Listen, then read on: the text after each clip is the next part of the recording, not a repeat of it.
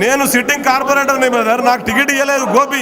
ఈ బ్రోకరిజం చేసే ఆ గోపి అంతా బ్రోకరిజం వల్ల పార్టీ సర్వనాశనం అయిపోయింది. రేవంత్ రెడ్డి మాగంటి గోపి చేసినటువంటి కుట్ర ఇది చాలా తప్పు. బాబు గారికి 2004 నుంచి 14 వరకు మూటలు మోసింది మేము, కష్టపడ్డది మేము, మా వయసు చంపుకొని మేము మా సొంత పనులు ఇంటి పనులు ఇడుచుకొని పనిచేసింది మేము.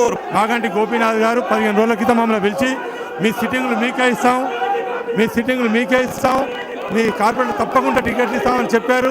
ఇవాళ మాగంటి గోపీనాథ్ పోయినసారి డిపాజిట్ అని మనం వాళ్ళకి టికెట్ ఏ విధంగా ఇస్తున్నాను నేను అడుగుతున్నాను. చంద్రబాబు నాయుడు వారం రోజుల కింద ఫోన్ చేశాడు, నీ సిట్టింగ్ సీట్ని తప్పకుండా ఇస్తామని చెప్పారు. లోకేష్ గారు చెప్పారు, మాజీ కార్పొరేటర్ అందరూ పిలిచి మీటింగ్ పెట్టారు, ఇస్తామని చెప్పారు. ఇవాళ వేరే డిపాజిట్ వాళ్ళకి ఇస్తున్నారు. టీఎన్ఎస్ఎఫ్ లో 13 సంవత్సరాల నుంచి మాధవపూర్ డివిజన్లో తిరుగుతున్నా ఒక రాష్ట్ర ఉపాధ్యక్షులు. నేను మాధవపూర్ డివిజన్ బీజేపీకి ఇచ్చారు. 13 సంవత్సరాల నుంచి జెండా పట్టుకున్న కుక్కలెక్క పోస్తున్నా. ఈ రోజు మమ్మల్ని అన్యాయం చేశారు, డబ్బులు ఖర్చు పెట్టుకున్నాం, కేసులు బుక్ చేసుకున్నాము. టీఎన్ఎస్ఎఫ్ లో నేను 13 సంవత్సరాల నుంచి తిరుగుతున్నా. అన్యాయం చేసి మమ్మల్ని రోడ్డు మీద ఎట్టి మమ్మల్ని ఇంత చేశారు.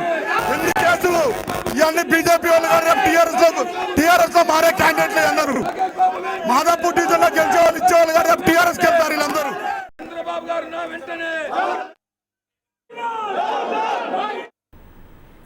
సీట్ల సర్దుబాటులో భాగంగా 81 స్థానాల్లో అభ్యర్థులను ఖరారు చేసింది టీడీపీ. అయితే తమకు టికెట్టు రాలేదంటూ ఆశావహులు ఆగ్రహం వ్యక్తం చేశారు.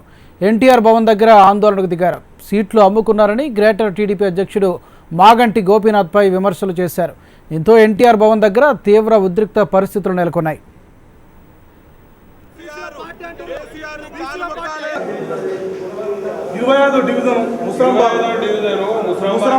మాగంటి గోపి పార్టీని మొత్తం అమ్ముకున్నారు. రేవంత్ రెడ్డి సుట్టానికి ఇచ్చి రేవంత్ రెడ్డి పార్టీల మోనోపోలిజం ఏంది? ఇది ఏం పద్ధతి? ఇది